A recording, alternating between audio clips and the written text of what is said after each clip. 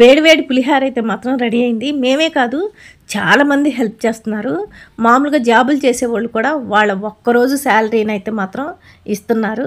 కష్టాల్లో ఉన్న వాళ్ళని చాలామంది గట్టెక్కించడానికే ట్రై చేస్తున్నారు. చాలామంది బిర్యానీలు కానీ ఇట్లా పులిహార కానీ వాళ్ళకి తోచినంత మాత్రం ఏదో ఒకటి వండి రోజు పంచుతానే ఉన్నారు. మేమే కాదు చాలామంది అలా చేస్తున్నారు. కాకపోతే ఏంటంటే కొంతమంది అయితే ఇట్లా వేడివేడిగా ఉన్నది ప్యాకింగ్ చేయటం వల్ల అవైతే మాత్రం పాడైపోతున్నాయి. అందుకని మీరు ఎప్పుడైనా సరే ప్యాకింగ్ చేసేటప్పుడు అవి చల్లార్చిన తర్వాతే ప్యాక్ చేసి ఇవ్వండి. లేదంటే వాళ్ళు తినడానికి పనికి రాకుండా పాడైపోతుంది. వాటర్ మామూలుగా ఫుడ్ కంటే కూడా వాటర్ ఎక్కువగా అవసరం అవుతున్నాయి. వాటర్ లేక అయితే మాత్రం చాలామంది ఇబ్బంది పడుతున్నారు. ఎంతమంది ఎన్ని ఇబ్బందులు పడుతున్నారో మనం అందరం చూస్తున్నాము. అలాగే చాలామంది హెల్ప్ అయితే చేస్తున్నారు. ఇంకా మీకు తోచినంత మీరైతే మాత్రం వీలైనంత వరకు అయితే మాత్రం హెల్ప్ చేయండి. ఇలా అయితే మేమైతే మాత్రం పులిహారని చల్లార్చి ఇలా అయితే మేమైతే ప్యాకింగ్ చేసాము. పులిహార ప్యాకెట్స్ వాటర్ బాటిల్స్ తీసుకొని మేమైతే బయలుదేరాము. గవర్నమెంట్ స్కూల్లో ఉంది చూసారా, ఆ గవర్నమెంట్ స్కూల్లో అయితే మాత్రం కొంతమందిని అయితే పెట్టారు. మా విజయవాడలో పడవలరే వంతెన దగ్గర 1కి 3 స్కూళ్ళు అయితే లైన్గా ఉన్నాయి. ఆ స్కూళ్ళలో అయితే మాత్రం పెట్టారు.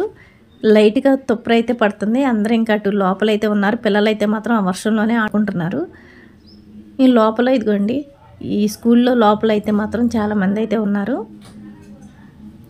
లైట్గా వర్షం పడుతుంది. ఎప్పుడెప్పుడు ఈ వర్షం తగ్గిద్దా, ఎప్పుడెప్పుడు ఈ నీళ్ళు పోతాయా, ఎప్పుడు ఇంటికి చేరతామా అని చెప్పి పాపం వాళ్ళు అయితే మాత్రం అట్లా ఉసూరుమంట కూర్చున్నారు. నిజంగా వాళ్ళని చూస్తే మాత్రం చాలా బాధ అనిపించింది. ఈ బాబాయ్ ఎవరో కానీ ఈ కోళ్ళను కూడా తీసుకొచ్చుకున్నాడు. ఏం బాబాయ్ మీకు నీళ్ళు వచ్చినాయా, మీరు ఎక్కడి నుంచి వచ్చారు అంటే మేము పులిపాకమ్మ అని చెప్పాడు. నీళ్ళు అయితే మాకు ముందే వచ్చినాయి అని చెప్పి ఇంట్లోకి లోపలికి వచ్చేసినాయి అమ్మ, ఉండటానికి కూడా ఇబ్బందిగా ఉందని చెప్పి మమ్మల్ని అయితే ఇక్కడ తీసుకొచ్చారు అని అయితే చెప్పాడు. పాపం ఈ నీళ్ళన్నీ ఎప్పుడు పోతాయా, ఎప్పుడు ఇంటికి వెళ్ళాలా అని చెప్పి ఉసూరుమంట అయితే మాత్రం కూర్చున్నారు.